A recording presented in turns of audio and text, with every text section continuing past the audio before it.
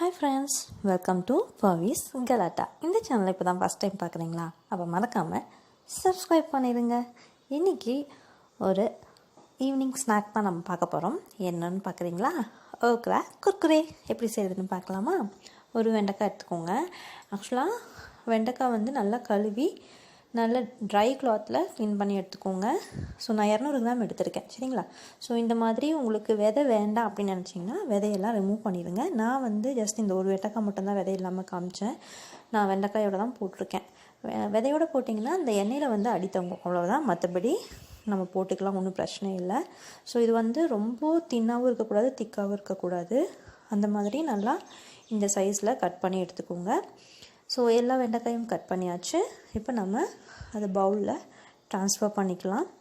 Transfer பண்ணிவிட்டு அதில் வந்து பார்த்திங்கன்னா ஒரு ஹாஃப் லெமன், அதாவது ஒரு 1-2 ஸ்பூன்ஸ் ஆஃப் லெமன் ஜூஸ் வந்து நம்ம அதில் ஸ்க்யூஸ் பண்ணிக்கலாம்.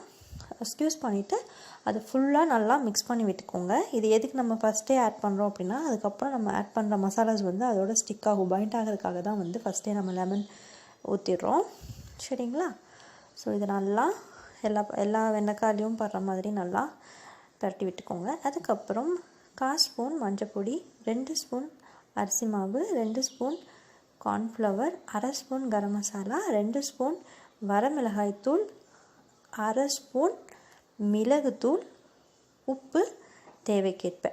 ஸோ இதெல்லாம் போட்டு நல்லா மிக்ஸ் பண்ணுங்கள். உங்களுக்கு வந்து அது இன்னுமே பவுடராக தெரிஞ்சிச்சு அப்படிங்கும்போது மட்டும் ஒரு கொஞ்சமாக தண்ணி எடுத்து தொளிச்சு விட்டுக்கோங்க. ஓகே, தண்ணி ஊற்ற வேணாம், தண்ணி வந்து லைட்டாக தொளிச்சு விட்டுக்கோங்க. தொளிச்சு விட்டு நல்லா மிக்ஸ் பண்ணிங்கன்னா அது நல்லா பைண்ட் ஆகும் உங்களுக்கு, சரிங்களா? ஸோ எல்லாத்துலேயுமே நல்லா படுற மாதிரி நல்லா மிக்ஸ் பண்ணி விட்டுக்கோங்க.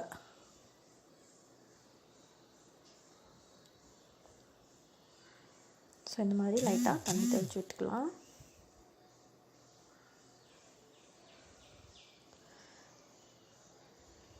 நல்லா இவனாக ஸ்ப்ரெட் பண்ணிக்கோங்க. இது சூப்பரான டிஷ்ஷுங்க, செஞ்சு குழந்தைங்களுக்கு கொடுங்க, நல்லா முறுமுறுன்னு இருக்கும்.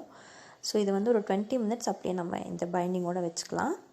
அடுத்து ஒரு பேன் எடுத்துக்கோங்க. அதில் ஃப்ரை பண்ணி எடுக்கிறதுக்கு அளவு எண்ணெய் ஊற்றிட்டு அதில் இந்த வெண்டைக்காயை போட்டு நம்ம பொரித்து எடுத்துடலாம். இது ரொம்ப மீடியம் ஃப்ளேமில் வச்சுக்கோங்க. சிம்லேயும் வேண்டாம், ஹை ஃப்ளேம்லேயும் வேண்டாம். அப்போ தான் சூப்பராக இருக்குங்க, நல்லா முறுமுறுன்னு இருக்கும். ஸோ ஃபைனலாக நம்மளுடைய க்ரன்ச்சியான ஓக்ரா குர்குரே ரெடி. பார்த்திங்கனாவே தெரியும் எப்படி ஒடியுது பார்த்திங்களா? ஸோ சிப்ஸ் மாதிரியே தான் இருக்கும். செஞ்சு பாருங்கள், உங்களுக்கு ரொம்ப பிடிக்கும். குழந்தைங்க ரொம்ப கேட்டு விரும்பி சாப்பிடுவாங்க. உங்கள் ஃப்ரெண்ட்ஸ் சர்க்கிளுக்கெல்லாம் ஷேர் பண்ணுங்கள். தேங்க்ஸ் ஃபார் வாட்சிங் Pavi'S Galatta. நன்றி.